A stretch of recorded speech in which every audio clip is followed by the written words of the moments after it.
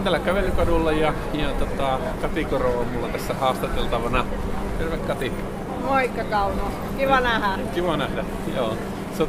Sä oot ehdolla niin kuin minäkin täällä kunta- ja aluevaaleissa, eikö näin? Kyllä, olen lähtenyt ehdolle, koska olen yli 20 vuotta sote-ammattilaisena tehnyt töitä erilaisten eri-ikäisten ihmisten kanssa ja ihmisten hyvinvointi- ja terveyden edistämisnäkökulma on luontaisesti mulle tärkeää, koska minulla on vahvaa toimintakyky, ikä- ja muistiosaamista ja nämä tämmöiset palveluverkkomuutokset, mitä viime aikoina on tehty kuntatasolla ja sitten myös hyvinvointialueella, niin en oikein tykkää, että leikataan niistä asioista, mitkä on tärkeitä, mitkä vaikuttaa suoraan ihmisten osallisuuteen ja hyvinvointiin.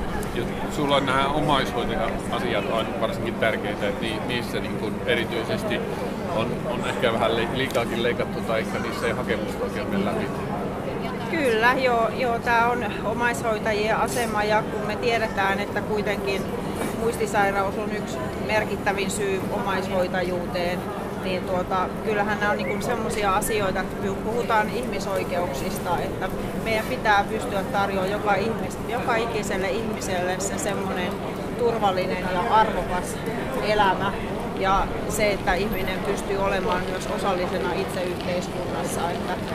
Että kyllä meidän pitää kiinnittää entistä enemmän huomioon niin lasten kuin vanhustenkin parilla, että tehdään sitä vaikutusten arviointia, että siinä päätöksenteossa huomioidaan ne vaikutukset kattavasti, että lähipalvelut pitää säilyttää ja myös se, että jos me puhutaan vaikka muistisairaasta henkilöstä, niin heidän pitäisi päästä sinne palveluasumisen piiriin oikea-aikaisesti, että ei ole inhimillistä, että muistisairas ihminen ohjautuu esimerkiksi osastolle turhaan, kun hän tarvitsisi semmoisen ympäristön, missä hänet huomioida ja osattaisi niin oikealla tavalla. Kyllä. Kyllä näin on.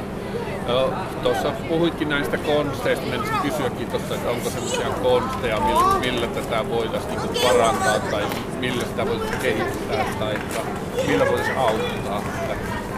No lähtökohtaisesti lähtisin siitä, että aivoterveyden edistämistyö, se varhainen tunnistaminen ja riskitekijöihin puuttuminen, ne olisi ne ensimmäiset, eli nämä ennaltaehkäisevät toimet.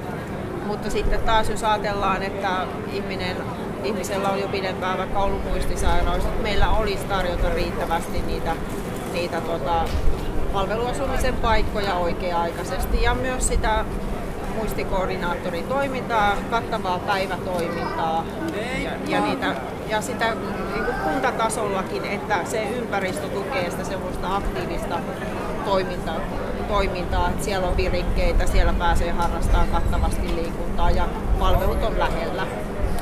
Joo, Kati Korona tietää näistä asioista. Kati, sä oot ehdolla numerolla 62 ja aluevaalissa 2373. Kiitos. Kiitos.